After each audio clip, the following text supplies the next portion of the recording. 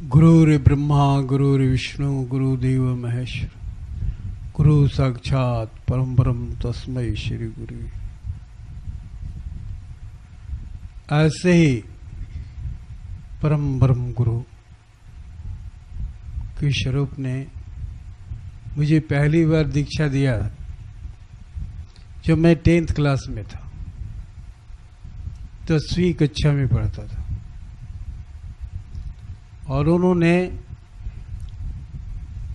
दीक्षा में वो राम की उपासना में बताई।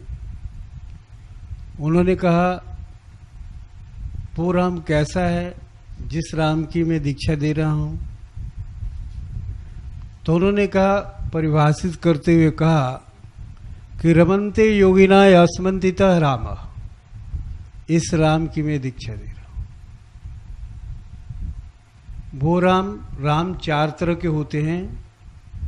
जैसे युग है, कलियुग, द्वापर, त्रेता और सत्ययुग। तो कलियुग के राम कुछ और होंगे, द्वापर के राम कुछ और होंगे, त्रेता के राम कुछ और होंगे और सत्ययुग के राम कुछ और। जैसे मैट्रिक में जो ज्ञान रहता है वो आईए में कुछ और ज़्यादा हो जाता है, बीए में उससे और ज़्यादा हो जाता है, एमए में और ज़्यादा ज्ञान में शक्ति आ जाती है। ठीक हर चीज इसी तरह से हर सत्य की 4 भाग होते हैं। 4 रूप पूर्णता वाला है चौथा। जैसे शास्त्र को भी हम लें, वेद कितने प्रकार के हैं तो 4 प्रकार के। युग कितने 4 प्रकार के। मुक्ति कितनी प्रकार तो 4 प्रकार की। वाणी कितनी है तो 4 प्रकार की। सब कुछ 4। चौथा ही पूर्ण है, चौथा ही सतयुग है। सतयुग जहां हमें जाना है, कलियुग में है और सतयुग में जाना है। तो उन्होंने कहा कि पहला राम दशरथ घर डोले, ये साकार राम है। दूसरा राम घट घट में बोले, निराकार राम है, जो तुम्हारे हृदय में होना चाहिए और हृदय में ही होते हैं, वो बाहर नहीं होते हैं। जब इस राम का भजन शुरू हो जाएगा, जब ये राम आपके अंदर चले आएंगे, तब आपका बहिर्मुखी स्वभाव बंद हो जाएगा। बाहर कोई भी क्रिया करने की इच्छा नहीं करेगी, कुछ भी नहीं। सब कुछ लगेगा कि मेरा अंदर में ही हो रहा है। धूप दीप भी अंदर में ही जल रहा है, सब कुछ। क्योंकि हमारी दृष्टि जो है अंतर्मुखी हो गई, बहिर्मुखी हट गई। क्योंकि हमारा पूज्य जो है, हमारी आत्मा, हमारी परमात्मा, हमारे राम प्रभु हमारे अंदर में है। इसलिए ये दूसरा राम निराकार राम है। और तीसरा राम उन्होंने कहा कि तीसरा राम वो कारण राम है। वो तुम्हारे इस घटघट से बाहर निकल जाएंगे और पूरे जगत में फैल जाएंगे। वो कारण राम है। वो कारण राम तुम्हें मिलेंगे। जब कारण राम का दर्शन होगा तब लगेगा कि तुम्हें पूरे विश्व से प्रेम होने लगा। आज सब लोग तुम्हें से प्रेम करने लगे।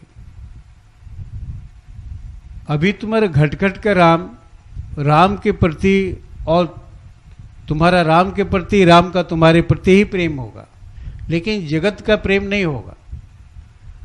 ऐसा नहीं होगा कि तुम्हारे अंदर राम निराकार राम स्थापित हो चुके हैं, फिर भी तुम दूसरे से भेदभाव करोगे, दूसरे से ईर्षा द्वेष रखोगे, अपने राम की बड़ाई करोगे और दूसरे के राम को शिकायत करोगे, दूसरे के देवता को, दूसरे के ही को शिकायत करोगे और अपने राम को, अपने प्रभु को तुम बड़ाई करोगे। ये अवगुण है। इसका मतलब ये नहीं कि हम अपने भगवान को मानते हैं तो दूसरे को भगवान को शिकायत करें।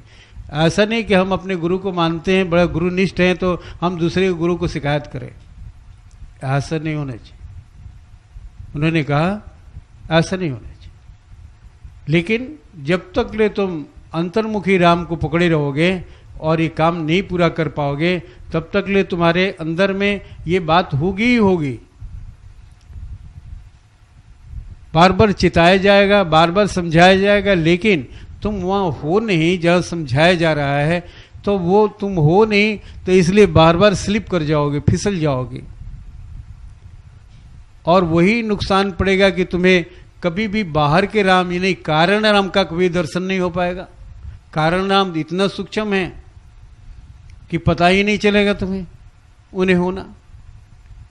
जब अनुकूल परिस्थितियां आएंगी तभी वो निकल लेंगे, तो सूक्ष्म रूप में तुम्हें दिखाई पड़ेंगे, कारण में तो दिखाई नहीं पड़ेंगे। कारण में तो एक अनुभूतियां होगी, केवल एक स्वाद होगा, एक टेस्ट होगा,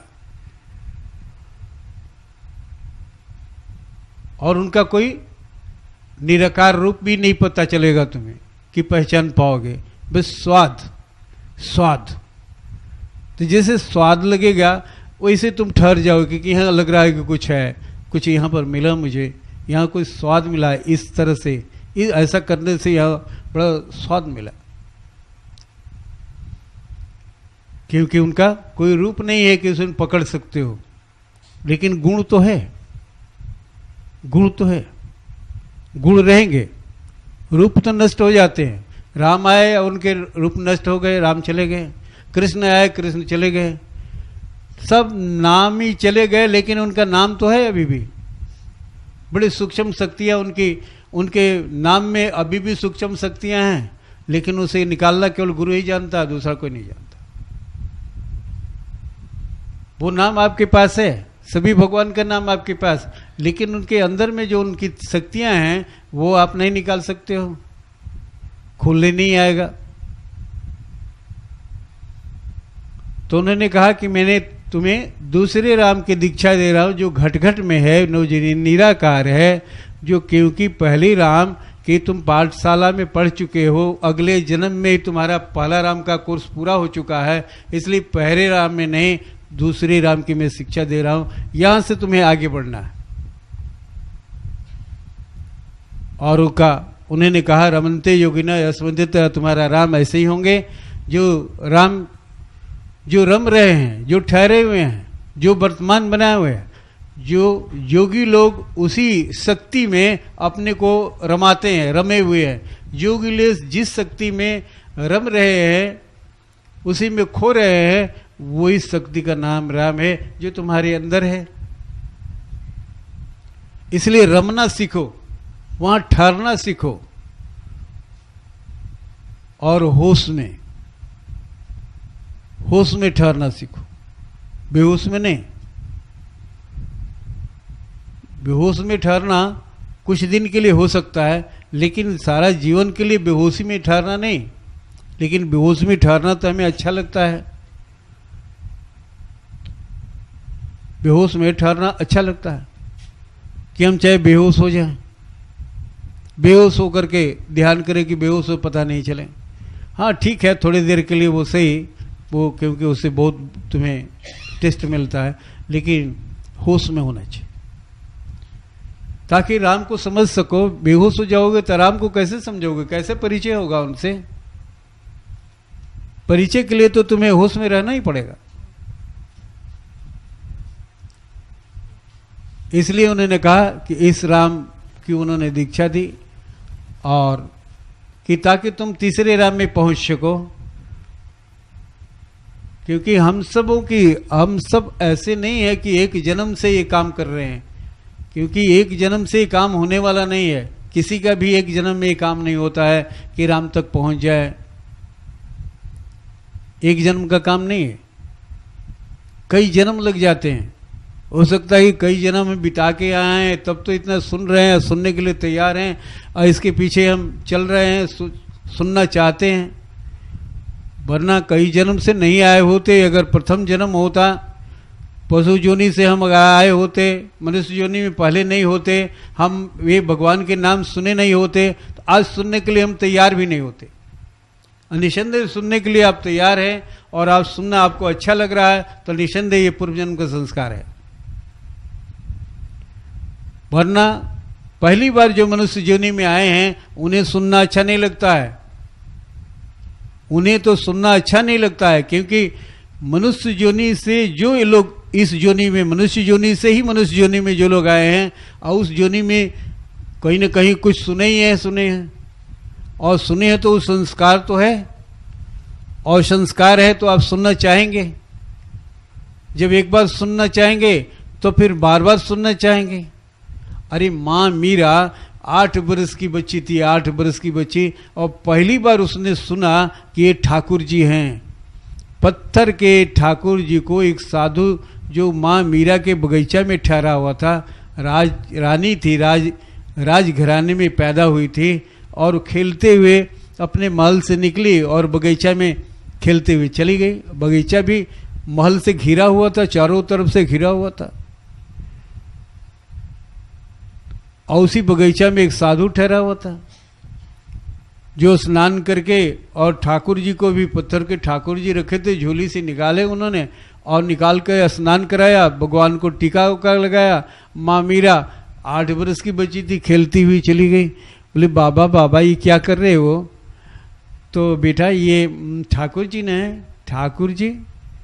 क्या ठाकुर जी? अरे भगवान बेटी, भगवान हैं, ये सारा संसार के मालिक हैं। जब ऐसा उन्होंने कहा तो मीरा थोड़ी देर के लिए रुक गई। याद आ गया पूर्व जन्म का संस्कार। अगले मनुष्य योनि में, पिछले जो मनुष्य योनि में वो थी, तब वो आराधना की थी, और वो याद किसी ने दिला दिया। जैसे याद दिलाया ठाकुर जी, भगवान, भगवान मालिक संसार के, बस, और उसे कुछ कहना नहीं था और कुछ भी समझाना नहीं था, और वो तुरंत उसकी आत्मा मूर्ति में घुस गई और मूर्ति चलायमान हो गई, मूर्ति हिलडुल करने लगी, और पहला दर्शन उन्होंने उसी मूर्ति में, पत्थर की मूर्ति में उन्होंने दर्शन कर लिया। क्या एक जन्म का खेल था ये? क्या एक जन्म में इतनी शक्ति मिलेगी कि एक पत्थर को मनुष्य जानी अपने आत्मशक्ति से जागृत कर दे?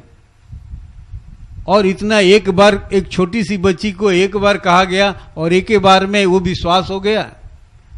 यहाँ तो हजारों बार, लाखों बार, करोड़ों बार कान में आपको चिल्ला चिल्ला के बताया जा रहा है, कहा जा रहा है, लेकिन आपको होश नहीं हो रहा है। क्यों?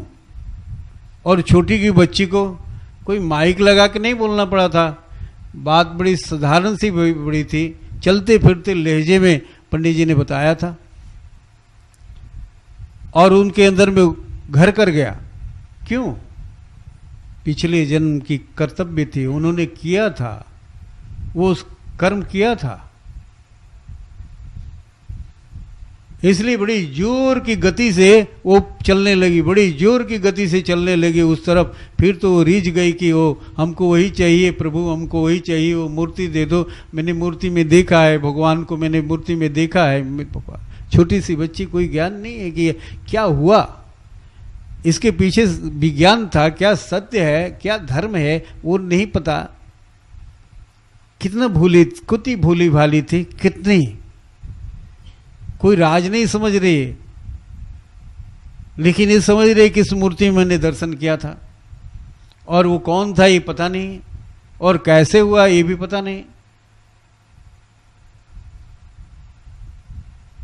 रिझ गई, 7 दिन तक ले ऐसे पड़ी रही बगैर खाए हुए। बोले कि नहीं, हम मूर्ति हमको दे ही दो। और पंडित जी कहे कि हम सारा जीवन से ढूंढ रहे हैं, हमारे ठाकुर जी हैं, इनको कैसे हम दे दें आपको? और राजा साहब भी बड़ा ये थे, एक छोटी सी बच्ची, और उसका जिद। अब कैसे उस इतने बचपन में कैसे बच्ची को समझाएं हम? और उधर पंडित जी भी जिद, इसलिए कि उनको भी नहीं कुछ कहा जा सकता है कि वो कितने वर्षों से ठिकाना नहीं है, वो उनकी सेवा कर रहे हैं ठाकुर जी को, तो उनको हम छीन के कैसे दे दें, या उनको बगैर समझाए हुए, क्योंकि वो समझने के लिए भी वो तैयार नहीं है। खैर, हम आगे नहीं बढ़ना चाहते हैं उस दिशा में।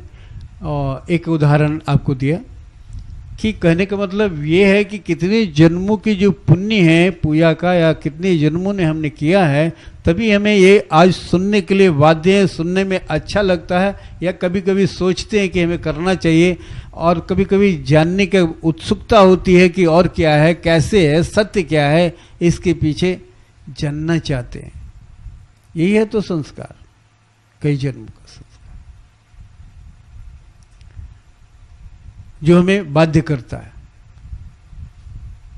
आगे बढ़ने के लिए बाध्य करता है, स्नेह स्नेह बात करता है। क्योंकि एक जन्म की बात है भी नहीं कि वो एक जन्म में ये जो मस्तिष्क की जितनी जो ऊर्जा है वो टूट करके सब एकदम भगवत शक्ति में बदल जाए। क्योंकि अथाह शक्ति है परमात्मा की जो आपके मस्तिष्क में पड़ी हुई है। जो ध्यान की शक्ति से, जो पूजा की शक्ति से उसे चार्ज करना है, और चार्ज नहीं होती है। बहुत थोड़ा सा 7-8% लोगों के, बहुत तेज तराप लोग होते हैं, उनके 6-7% चार्ज रहता है, बाकी तो 90 और 92% ऐसे ही डेड रहता है। और वो सारी चीज़ें तो आप लेके आए थे और लेके चले जा रहे हैं, लौट भी जाना है आपको। उसका विकास नहीं किया आपने, विकसित नहीं किया उसको। और 7-8% चार्ज होती है इसलिए कि आप कोई जिम्मेवारी लिए हैं, जिम्मेवारियां जो दी गई है, जिम्मेवारियों को निभाने में चिंतन किया आपने, ध्यान किया, उसने बड़ा परिश्रम किया थोड़ा बहुत, तो वो 6-7% चार्ज हो गया। पढ़ाई लिखाई किया, पढ़ाई लिखाई में थोड़ा एकाग्रता ले आया। आज की पढ़ाई भी तो एकाग्रता की खत्म हो गई है, एकाग्रता नाम की कोई चीज़ नहीं है। एकाग्रता के लिए तो पढ़ते नहीं, हम सर्टिफिकेट के लिए पढ़ते हैं। तो सर्टिफिकेट के लिए 5 प्रश्न रट लिए और वो आ गया, तुक्का मिल गया, लड़ गया, तो हम पास हो गए, बस। और क्या है, आज से सर्टिफिकेट है, ज्ञान तो है नहीं कि ज्ञान के लिए पढ़ रहे हैं। तो हम थॉरो जब पढ़ेंगे तो उससे एकाग्रता होगा, एकाग्रता होगा तो सेल चार्ज होंगे, हमारा मस्तिष्क का विकास होगा, हमारा विकास होगा, मनुष्यता का, मानवता का विकास होगा। और जब मानवता का विकास नहीं होता, ईश्वरत्व की विकास तो कभी हो ही नहीं सकता है आपके अंदर में, देवत्व के विकास तो कभी हो ही नहीं सकता है आपके। ऐसे प्रभु ने हमें बताया था कि ये तुम्हारा जो प्रथम पाठ है वो हो चुका है, अगले जन्म में ये दूसरे से तुम शुरू करो, और ताकि तीसरा में तुम जा सको, और अंत आते आते तुम कारण से भी उठ करके महाकारण में जा सको। महाकारण, महाकारण परमात्मा की जो राम की महाकारण अवस्था है वो साजिज मुक्ति है, साजिज मुक्ति।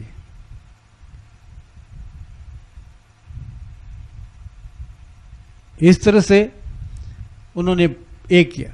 फिर उन्होंने कहा कि देखो ये समुद्र मंथन की क्रिया है जो मैं दे रहा हूं, ये समुद्र मंथन की क्रिया है। समुद्र मंथन, समुद्र क्या है, क्या सा समुद्र है? हमने तो सुना है कि धरती पर समुद्र होता है, और धरती पर कहते हैं कि 3 भाग जो धरती का, 3 भाग पानी है, पानी है, समुद्री है। और ऐसा समुद्र है कि जो किसी काम के लिए नहीं, किसी काम के लायक नहीं। आप पानी पीना चाहें तो पी नहीं सकते हैं, कपड़ा धोना चाहें तो कपड़ा धो नहीं सकते हैं, सब माथा लट लट लट लट करने लगेगा, वो शरीर भी ऐसे चिपचिपा हो जाएगा, कपड़े भी चिपचिपा हो, किसी काम के नहीं। पानी तो बड़ी अथाह है,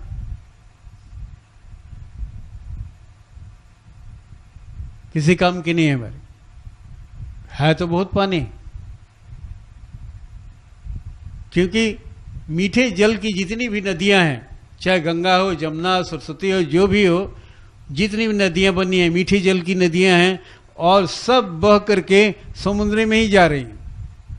उनका बहाव समुद्र की तरह है, क्योंकि समुद्र बहुत गहरा है। पानी जहां भी ठहरेगा तो अपनी गहरी स्थिति में ठहरता है, जहां ढाल हो, जहां गहरा हो, पानी उधर की तरफ भागता है। तो इसलिए मीठे जल भी भागे जा रहे हैं, और जाकर वहां भी वो खरे हो जाएंगे, वो बिना काम के हो जाएंगे। शांत तो हो गए, लेकिन ऐसी शांति किसी काम की नहीं जो किसी काम में न आए। आपके अंदर में शांति प्राप्त हो, लेकिन उस शांति से दूसरे का किसी काम ना हो, तो ऐसे शांति किस काम का? अरे अकेले तो सब लोग अपने अपना काम कर लेते हैं, पेट भर लेते हैं। आप एक सामाजिक प्राणी हैं, समाज से आपने सहायता लिया है, समाज का भार है, समाज का ऋण है, समाज का बोझ है, तो लिया है तो बगैर उतारे हुए जाएंगे? क्या समाज के लिए कुछ करना नहीं चाहेंगे? फिर समाज आपको क्या देगा? इसलिए जरूरी है कि आपको स्वयं अपने को निर्माण करना, और फिर निर्माण करने के बाद समाज को भी देना, समाज के लिए भी कुछ करना, ये जरूरी है हर इंसान को, अगर इंसान है तो उन्होंने कहा कि ये नदियां सब जाकर के खरा जल में मिलती है, लेकिन प्रकृति ने कितनी सुंदर व्यवस्था करके रखी है, क्योंकि आपको पालन करना है ना प्रकृति का। प्रकृति माँ है, प्रकृति माँ है। माँ की तरह अगर आप ध्यान से दें, मां की तरह उससे माने, तो आपको कभी भी तंग नहीं करेगी, कभी पे परेशान नहीं करेगी। जहां जरूरी है वहीं अपनी बात आपसे मनवाएगी, जहां जरूरी नहीं है आप कहेंगे आपकी बात मान जाएगी। वो आप एक बार प्रार्थना कर दीजिए तो वो मान जाएगी। जहां जरूरी है वो हस्तक्षेप करना, वहां हस्तक्षेप करेगी। जब आप बलात्कार करने गए, जब आप जबरदस्ती ऑर्डर देंगे, हुक्म देंगे, माँ को, माँ तो सब कुछ आपको दे देना चाहती है जो उसके पास है, जो अधिकार में है, लेकिन बलात्कारी रूप से अगर लेना चाहें, ऑर्डर दे लेना चाहें, तब उसको अच्छा नहीं लगता है ये बात। सब तो तुम्हारा ही है, लेकिन रुआब से नहीं मांगो, प्यार से मांगो, भीख की तरह मांगो। माँ के सामने भीख का हाथ पसारना क्या शर्म की बात है? दूसरे के पास हाथ पसार रहे हो। इसलिए प्रकृति से प्रार्थना करो, कोई बलात्कार नहीं करो। जो भी मांगना है प्रार्थना करो, वो जो भी देने लायक हो तो वो दे देगी। मां प्रकृति की ऐसी व्यवस्था है, उसने, उसके प्रकृति में एक सूर्य है। सूर्य क्या करते हैं? तो सूर्य करते हैं कि समुद्र के पानी को वो तपित करके, गर्म करके, वो खींच करके ऊपर ले जाते हैं, और बादल के रूप में उसे फिर पुनः जहां तहां उस खरे पानी को मीठा बनाकर जहां तहां बरसाते हैं। इसीलिए हम सूर्य की पूजा करते हैं। भगवान है वो, ये दाता है वो। ये काम तो कोई दाता ही कर सकता है, कोई भगवान ही कर सकता है। उसको कोई अपना रस नहीं है, कोई लेन देन की कोई लालच नहीं है उनको कुछ। और ये स्वभाववश करते हैं, स्वभाववश। अपने नाम करने के लिए नहीं करते हैं, अपनी कीर्ति को गाने के लिए नहीं करते हैं कि कोई हमारी कीर्ति नहीं गाए तो पर उसको हम ऐसा नहीं करेंगे। अगर हिंदू गाते हैं तो हिंदू को ही बारिश नहीं देते हैं, पानी देते हैं, और मुसलमान उसे नहीं गाता है तो ऐसा नहीं मुसलमान को नहीं देते हैं, वो छांट देते हैं। ये तो खूबी है कि उनका स्वभाव है, उनका एक स्वभाव है। और सच्चा उसी को भगवान कहते हैं। जिसके स्वभाव में प्रेम आ जाए, स्वभाव में देना आ जाए, स्वभाव में सब कुछ आ जाए, उसी को परमात्मा कहते हैं। इसीलिए हमारी साधना भी है वही स्वभाव में ढालने के लिए कि परमात्मा का स्वभाव कैसे धारण कर लो तुम।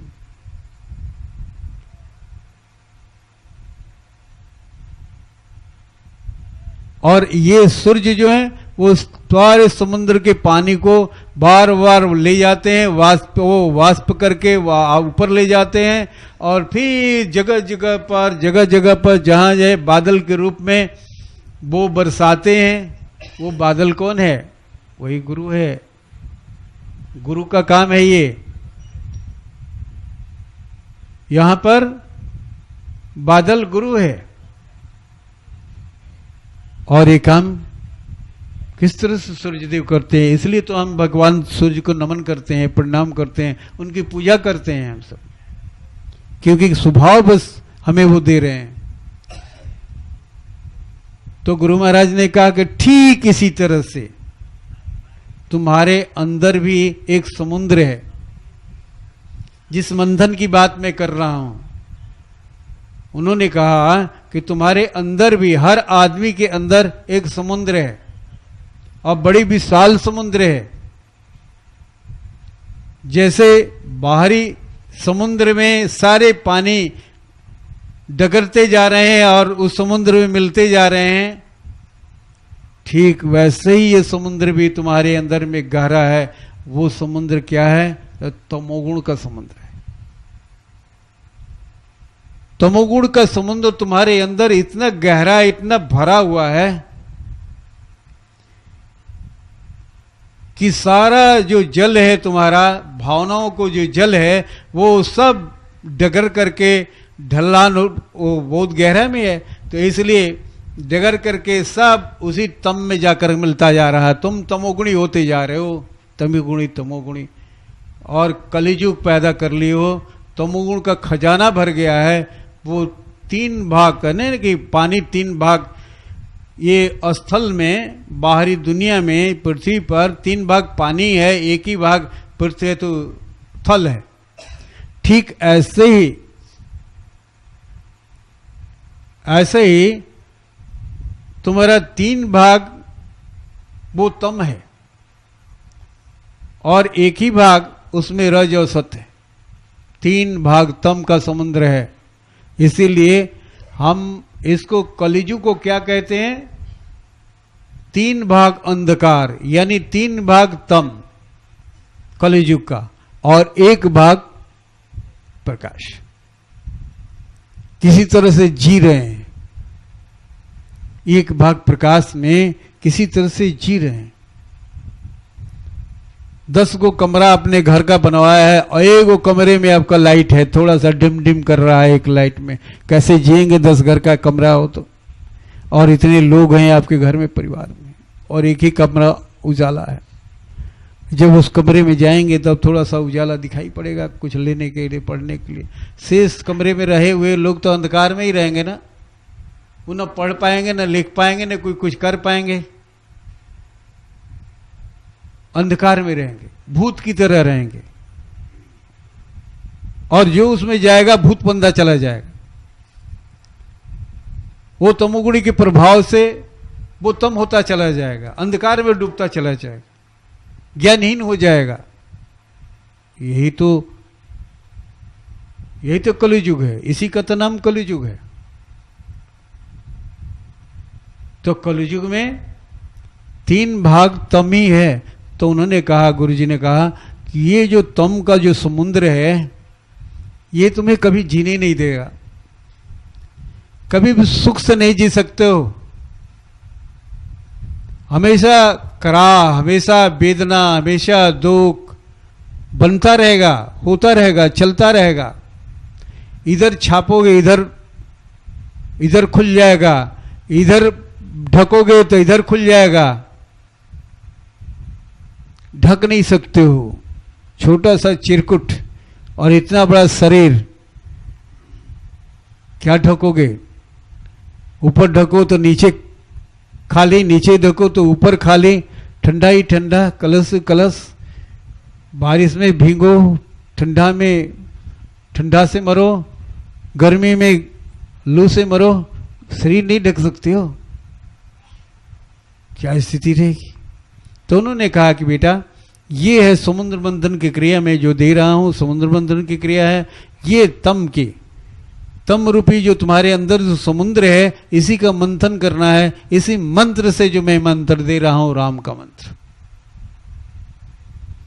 इससे जो मंथन करते रहोगे तो इससे 14 रत्न निकलेंगे। 14 रत्न, लक्ष्मी निकलेगी। जिस लक्ष्मी के लिए तुम डमाडोल हो, जिस की धन के लिए, संपत्ति के लिए, वो लक्ष्मी इससे निकलेगी। इससे कल्प वृक्ष निकलेंगे। इसे कामधेनु गाय निकलेगी, जब चाहो तब दूह लो, जितना चाहो दूह लो, 1 पाव भी चाहो तो 1 पाव दूह लो, 10 किलो चाहो तो 10 किलो दूह दो, 50 किलो चाहो तो 50 किलो दूह लो, जितना बार दूहना हो दे लो। ये भी नहीं है कि सुबह शाम दूहना है, जब दूहना है दूह लो, जब तुम्हें जरूरत पड़े। गरम गरम दूध भट्टी में लगाना नहीं है, चूल्हा पर लगाना नहीं है, आग पर चढ़ाना नहीं है, एकदम सुरक्षित है, जब चाहो दूह लो। ये चीज तुम्हारे ये समुद्र मंथन से निकलेगी। वो समुद्र जो तम का है, जो किसी काम का नहीं है, लेकिन मथोगे तो उसमें एक से एक मणियां छुपी हुई हैं उसके अंदर। ये भावनाओं का समुद्र है ना, भावनाओं का समुद्र है, और इतनी गहरा है, असंख्य उसमें कीमती चीज पड़े हुए हैं, असंख्य कीमती चीज। और इसी से निकली थी रंभा, इसी से निकले थे वो वैद जी, इससे निकला था वो घोड़ा, जो तुम्हारी गति एकदम घोड़े की तरह हो जाएगी, इतनी फास्ट गति से तुम्हारी जिंदगी चलने लगेगी, सुख चलने लगेगा, आनंद तुम्हारे जीवन में उतरने लगेगा, इतनी गति से हाथी की तरह बल तुम प्राप्त करने लगेगा। इरावत हाथी निकला था, इससे इतना बली हो जाओगे। एक शंख निकला था, वो हरि धनुष निकला था, वो धनुष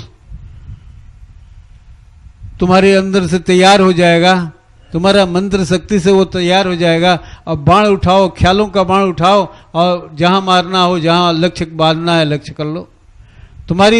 तुम्हारा जो वाणी है वो शंखनाद की तरह हो जाएगी, जैसे शंख फूंकते हैं बहुत दूर सुनाई पड़ता है, शंखनाद की तरह हो जाएगी, 7 समुद्र पार करके, और तुम्हारी वाणी वहां पर पहुंच जाएगी।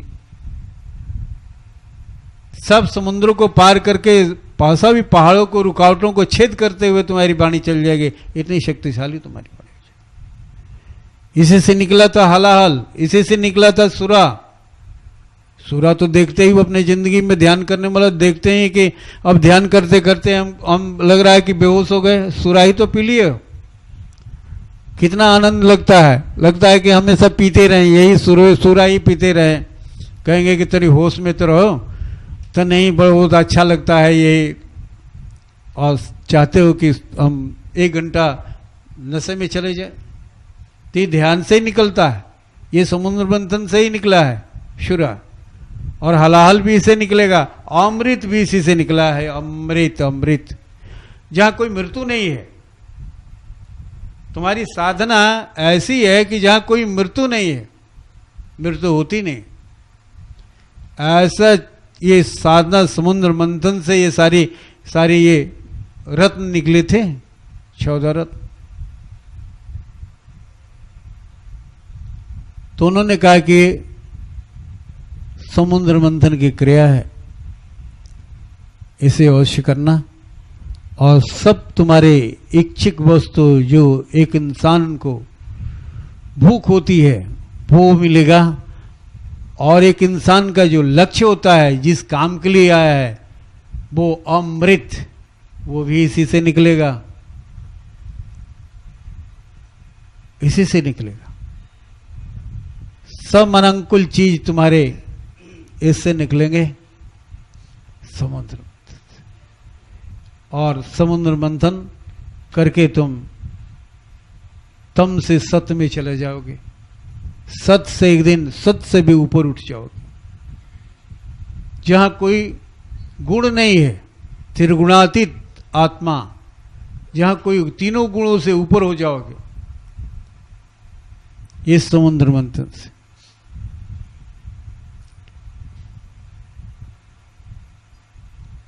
आइए थोड़ा सा हम लोग समुद्र मंथन की क्रिया भी कर लें, तो फिर उसके बाद हम फिर आगे गप करेंगे।